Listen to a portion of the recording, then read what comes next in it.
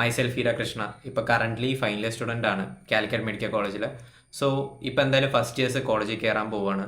I thought this video might help you guys. Here are some things that I would like my first year self to know. നിങ്ങൾ fresh off the bat NEET exam toppers ആയിട്ടാണ് ഈ കോളേജിൽ വരാൻ പോകുന്നത്.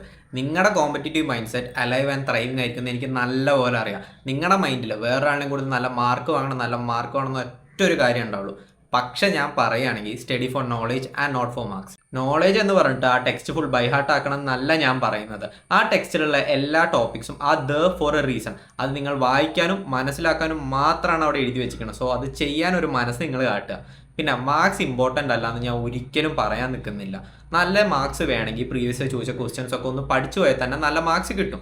പക്ഷെ ഇതിൻ്റെ down side എവിടെ വരാൻ പോകണമെന്ന് വെച്ച് കഴിഞ്ഞാൽ പല ടോപ്പിക്സും നമ്മൾ ഒമിറ്റ് ആക്കും. ഇതൊന്നും പ്രീവിയസ് ഇയർ കേരള യൂണിവേഴ്സിറ്റി ചോദിച്ചിട്ടില്ല, ഇത് ഇമ്പോർട്ടൻ്റ് അല്ല പറഞ്ഞു. പക്ഷേ ഇതിൻ്റെ significance later on in this college life നിങ്ങൾക്ക് മനസ്സിലാവും. ഇപ്പോൾ ഫൈനൽ ഇയർ ആയിട്ട് പോലും ഞാൻ ഫസ്റ്റ് ഇയറിലെ പല ടോപ്പിക്സും ഇരുന്ന് പഠിക്കാൻ തുടങ്ങിയിട്ടുണ്ട്. എന്താ വെച്ച് കഴിഞ്ഞാൽ ഫസ്റ്റ് ഇയർ ഞാൻ മാർക്സിന് വേണ്ടി പഠിച്ചിട്ട് ഈ ടോപ്പിക്സ് ഒന്നും പഠിച്ചിട്ടില്ല.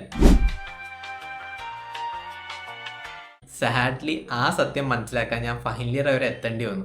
ഞാനിപ്പോൾ ഇരുന്ന് മെഡിസിൻ സർജറി എന്ന ടോപ്പിക്സ് ഒക്കെ പഠിക്കുമ്പോഴാണ് ഫസ്റ്റ് ഇയർ ഈ സബ്ജക്ട്സ് ഒക്കെ എന്തിനാണ് അവിടെ കൊണ്ടുവന്ന് ഇട്ടിക്കണമെന്ന് എനിക്ക് മനസ്സിലായത്. എൻ്റെ മൈൻഡ് സെറ്റിൽ ആ ടൈമിലൊക്കെ ഇത് അപ്പോൾ പാസ്സാവാനുള്ള സബ്ജക്ട്സ് ആണ്.